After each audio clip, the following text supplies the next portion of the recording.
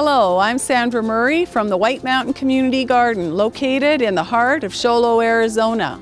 Welcome to Arizona Mountain Gardening. Well, we've had some snow and boy, it's sure cold and windy.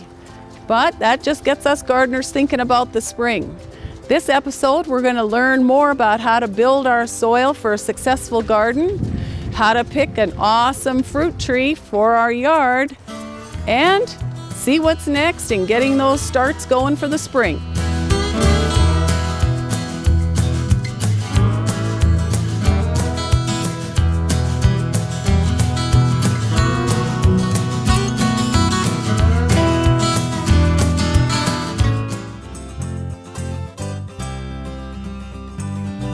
Hi everybody, this is Vicki Matsumanji, and I'm here today to update you on what we did in the last show, and that's when I planted little seeds to start.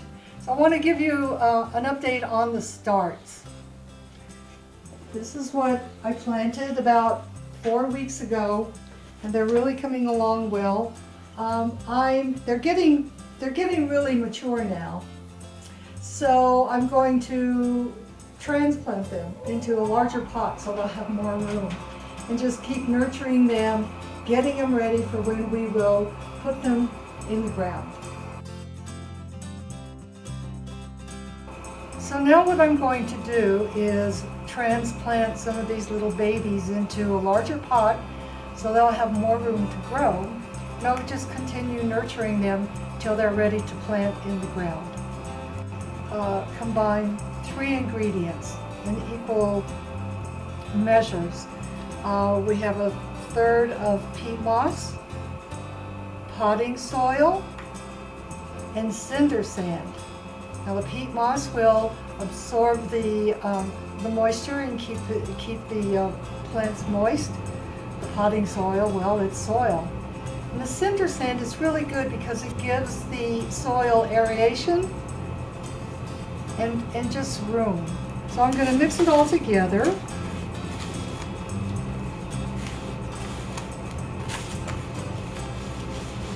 Give it a real good mix. One of the things about transplanting that I just recently learned is that you never want to handle the stem because it'll bruise. So what you want to do is you want to pick it up by the leaves. I'll set this down over here.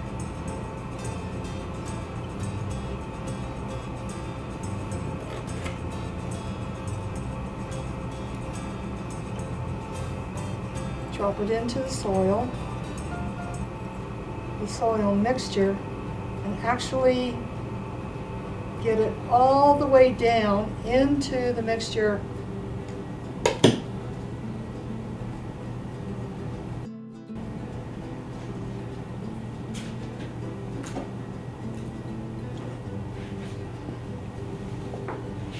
I'm going to add some protein crumbles.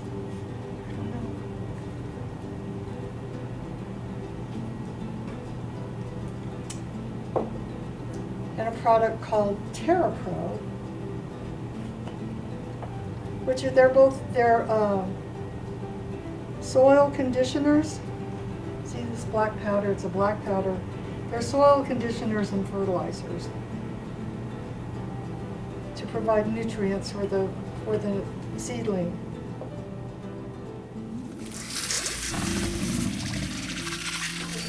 We're here today with Steve Gouker from the University of Arizona Extension Office in Navajo County. And one topic that is near and dear to us here at the community garden is soil. So Steve's going to give us some great tips on how to build soil in your home garden along with our community garden. So welcome, Steve. Thanks for having me. Oh, you're quite welcome. So here on the mountain, we know that soil, one of our biggest challenges. Yeah, I mean, living in a volcanic activity area, there's a whole lot more rocks than there is soil, and a whole lot more, being in the Southwest, there's a whole lot more dead stuff than there is live stuff. So building the soil takes an enormous amount of time and patience. And I would say the nitrogen is probably one of the biggest factors. and that's the absence of nitrogen. We're very nitrogen deficient in this area. Sometimes the phosphorus is fairly low. Sometimes it just depends on specific areas. Our pH is very high, so that's one of the things that we have to deal with also.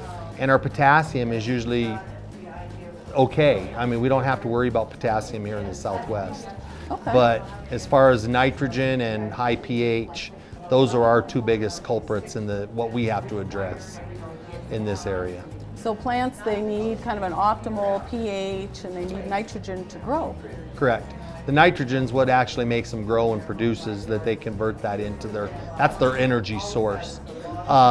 The pH, it's just like if anything's at the extreme low pH or extreme high pH, it doesn't grow very well. Neutral is a pH of 7, which is where the hydrogen ion and the hydronium ion are balanced, and that's where those two things are equal in part. So that's what neutral means, is when those two, and you take an H and an OH, that makes water, H2O. So that's where the neutral part of water comes from. So what are a couple of things that we could do in our own gardens to help build the nitrogen up? I would say organic matter, adding the organic matter and probably to mend that soil. Leaves are an excellent source. I would caution using manure. The type of manure, horse manure does tend to produce a lot of weeds. And that's why I don't suggest using horse manure or pony or any equine of any sort. Where if you use cow manure, chicken manure, bat guano, those are good natural sources. If you're not using a natural source of nitrogen, urea or anything on that NPK scale, that first number is going to give you your percent nitrogen. So if it says 1152.6, that's 11% nitrogen, 52% phosphorus, and 6% potash. So one of the strongest fertilizers you can get is urea, which is 4600. So you buy a bag of urea, 50-pound bag, 23 pounds of that is nitrogen. So almost half, not quite, 46%. How about composting as a way to build soil? Compost is also another very good way.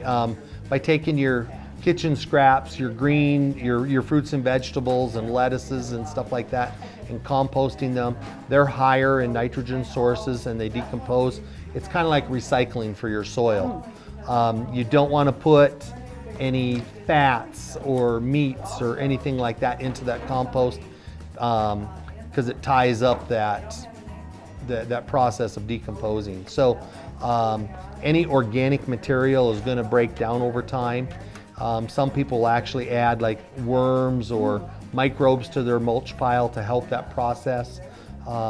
So that's one of the things that you can also do.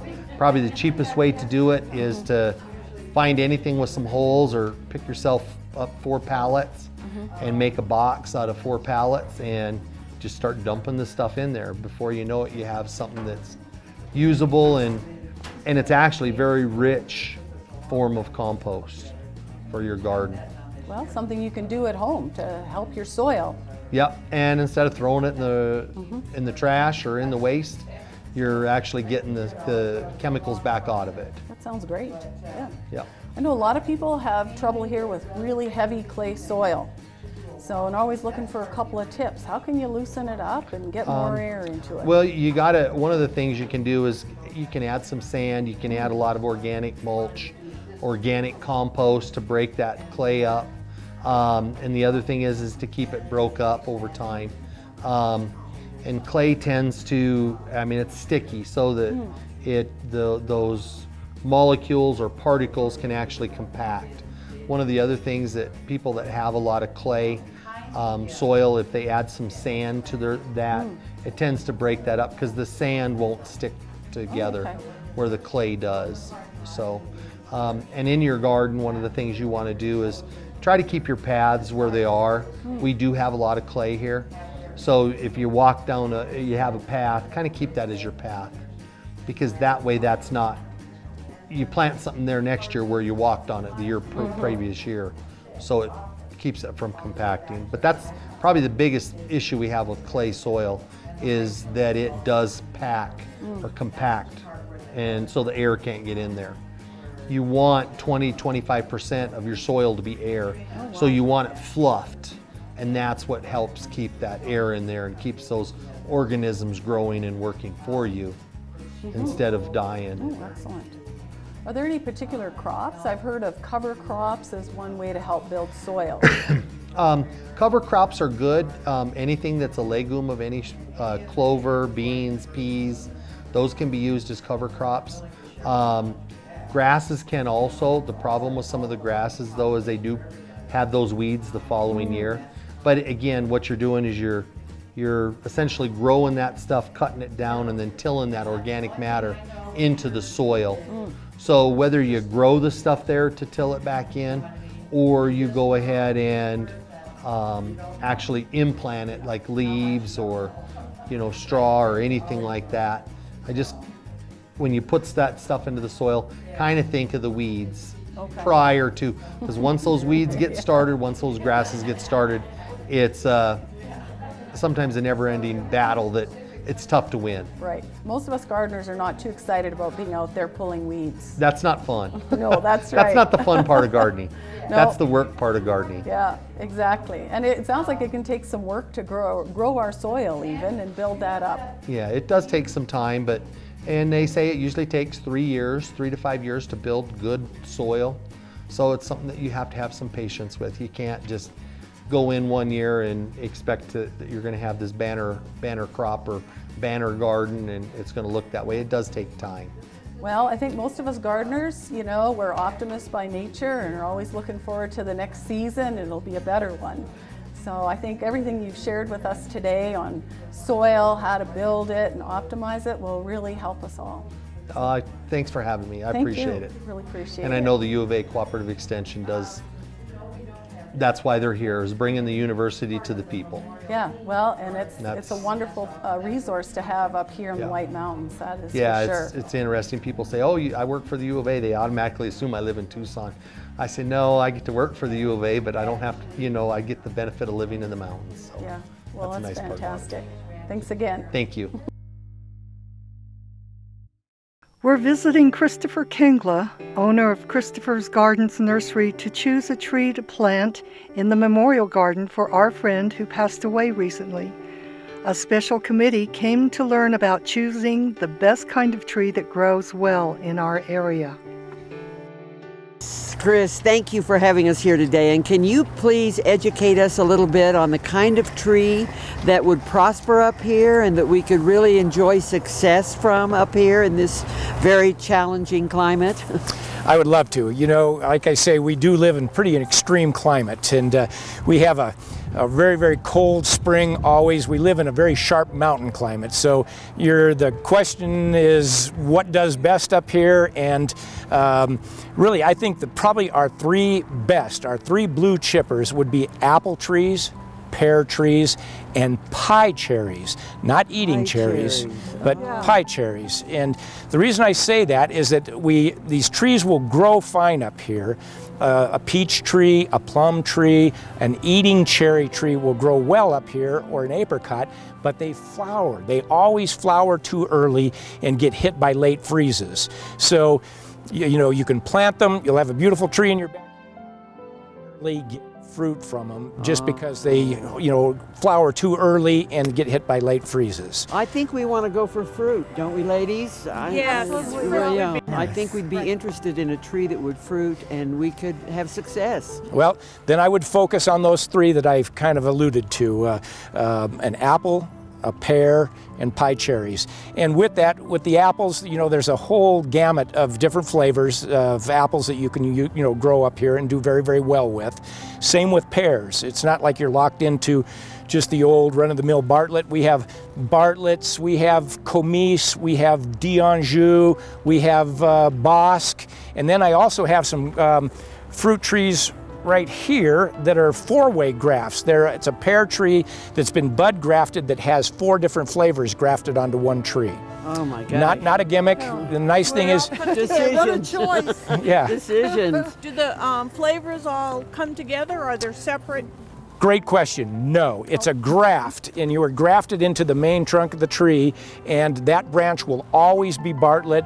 One branch will always be Comice. One branch will always be Flemish Giant or Flemish Beauty. So, Could I ask you about the apple trees? You know, we're sort of subjected to success every 3 to 5 years as far as the fruit coming on. Right. Would that be our situation with the apple tree?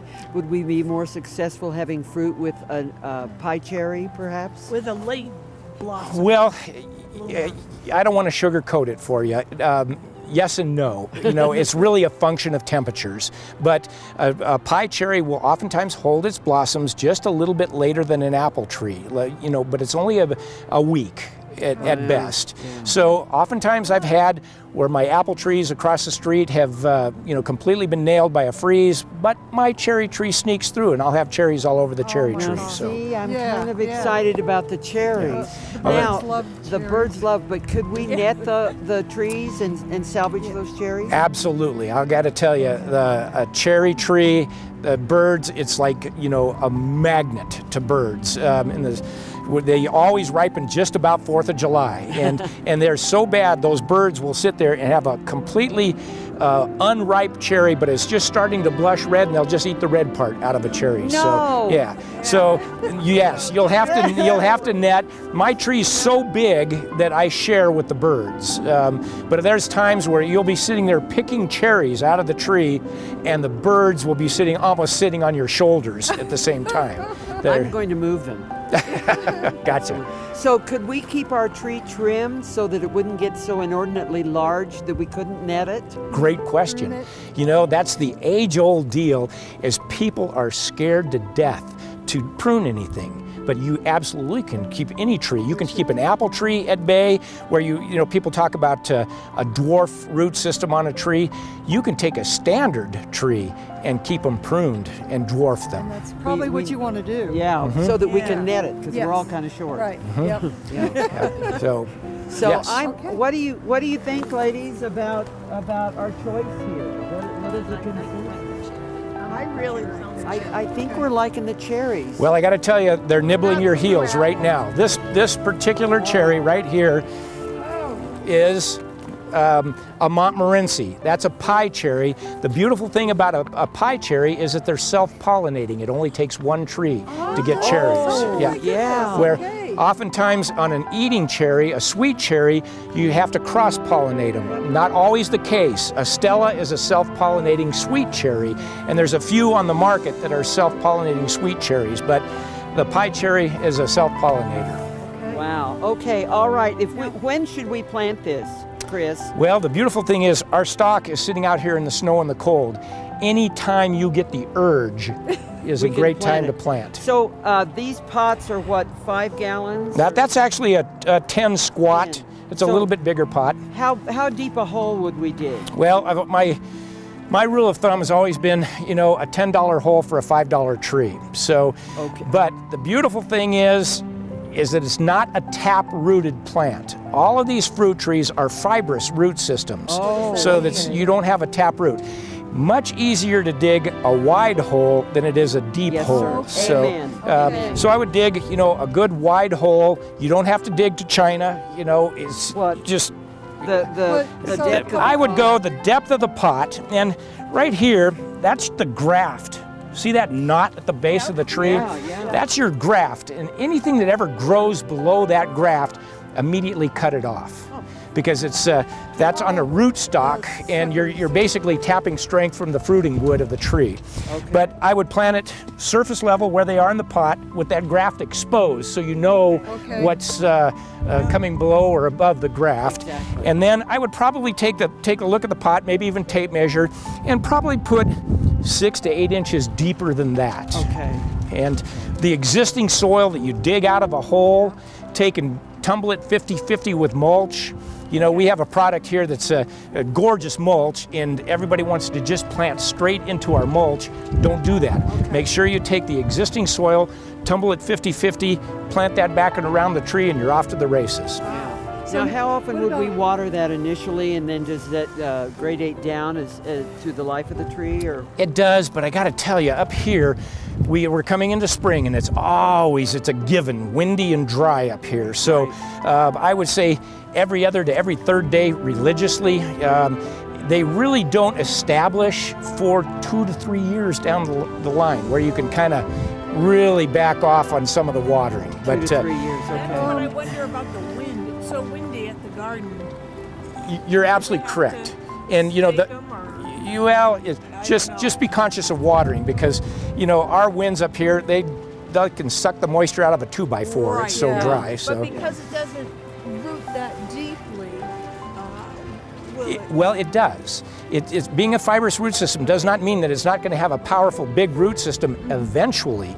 But you know, you're putting it into a hole, you know, this year, and it's going to start rooting, but it really does not have a big root system yet. Yes. So that's why I say 2 to 3 years down the road, then we can maybe ease off that watering requirement. Will it bear between now and that 3 years? Oh, absolutely. These are all bearing age right now. Okay. how old are they? Oh, you're probably sitting at least 3 years right here. Cool. And but yeah, if we have a good spring conducive to fruiting, and we don't get nailed by a freeze on the blossoms, you will have fruit on this tree this year. Now, what kind of fertilizer should we think about using? Well, that's an interesting deal. You have the whole gamut of organics that are on the market right now, and being that it's you know, a food, something you're going to eat, a lot of people opt for that. I have a whole different spin on this deal. I went to college, and the kids, you know, adjacent to me had to grow an organic garden, or I opted for an organic garden. They opted for a commercial garden of good old 1620, and they had huge broccoli plants, and I had these little wimpy broccoli plants, and I went, there's some merit to what these guys are doing. So I have no problem. Nitrogen, phosphate, potash, or organic compounds, whether it comes from a factory or a dead fish, this is personal, and I know that the purists are going to barbecue me over this statement, but I have no problem putting commercial fertilizer on my garden. Well, I'm not a fan of pure, don't we? Well, I'm not a fan of pesticides. No, you we know, don't use pesticides. So yeah, we don't really spray a lot around here until I get a bad infestation of something. Yeah. Right. Yeah. Oh, so what bugs are they susceptible to? What uglies? That's actually not too much. A cherry tree is really pretty bug-free. There is a little bug that will attack cherries that is a little slimy looking thing about, maybe 1/4 of an inch long. It's called a pear facilla. And it attacks, it's species specific. It will attack cherry trees and will attack pear trees. And it will skeletonize the leaf. It'll make it look bronzy and, you know, brassy looking, and all of a sudden you go, what's the matter with my tree? And if you look closely, that thing has gone and it's poked individual cells and skeletonized the top of the leaf. So what do we do topically, on top. Yeah. What do we do about that? Very simple. Any pyrethrin base, any carbaryl based product will kill them overnight. Okay. You could actually go out, if the tree's small enough, lightly dust it with something like 7 dust or pyrethrin dust. They'll be dead overnight. Neem, yeah. Well, there again, organics. I'd have to test drive it. I'm terrible. I got to see it with my own 2 eyes. Okay. Some of the new pesticides, and I just jumped one of our main companies. I had fat green aphids in my greenhouse in my home, and I sprayed it with some of the new chemicals coming on the market, and it absolutely did not kill them. So I'm, I know neem doesn't like I say, I've got to see it with my 2 eyes before I put my brand on it. So. Right. Oh, but golly. we have pyrethrin, and what was the other one? Pyrethrin's a great one. Carbaryl, which is 7, SEVIN is the, that's a pesticide, but it's the lowest toxicity, the lowest LD50 of any of the pesticides on the market. I think I've seen some. Yeah. Oh boy, Chris, that's wonderful. Thank you. Yeah. I think we need to go and talk about this and get our money all together and come and get a tree and plant it. What do you think? Absolutely. Could we leave a tree here till it warms up a little? Oh, you bet. We I don't think we can dig a hole right now. we'll pink tag it. It's yours. We'll babysit it till you're ready to go. It's So, impenetrable right now. yeah. Our ground. I get it. So I get you it. also talked about the cherry bush. This. You mentioned that. Yes, yeah. Well, it's a new, brand new thing. You're not really sure how it's gonna go. Well, the new material out on it, it's a zone 3, very, very cold tolerant, just like a Montmorency, self-pollinating sweet cherries. And it's going to be in a bush form, and so it has all the attributes of a pie cherry in a sweet cherry bush. It's going to bloom later then? It will bloom later. I wonder if we could do 2. Will it bloom I know. constantly over again, or is it like a determinate, say, tomato plant that's only going to bloom? No, it would bloom one shot, no different than the Montmorency cherry. One shot, and if we nail them with a freeze, we sit on Don't the get sidelines for anything. 1 year till Yeah. it happens again. So that's. there But the is- nice thing about something like a bush cherry tree is you have the ability of going out and throwing a doggone blanket over the top of it and saving those blossoms. I asked you about that. And a couple of little tricks you could take is, an old shop light, with an extension cord, put a light bulb in there, and you put a dome over the top of that cherry bush, and it'll save those blossoms. We don't about have Christmas electricity. lights? Christmas lights are a great one, and it absolutely works. It just keeps them kind of warm. Well, it's funny, is where you put a Christmas light and it's adjacent to a blossom, oftentimes it'll save that blossom. So you'll have kind of spots through the tree where you'll have some apples hanging on them. Oh, great. That's really not a gimmick. Yeah. So, That's good. Oh, that's Okay. wonderful. yeah. Thank you. Thank My you. pleasure. Yes, My thank pleasure. you very much. Thanks for making the effort on a snowy day of coming out here, too. That was a great episode where we got a lot of information about how to get our garden growing. Please join us at our monthly meetings. They're every Tuesday, starting at 1 o'clock at the Solterra Meeting Room. We'd love to see everybody there. Please join us next time as we continue growing and exploring gardening here in the White Mountains of Arizona.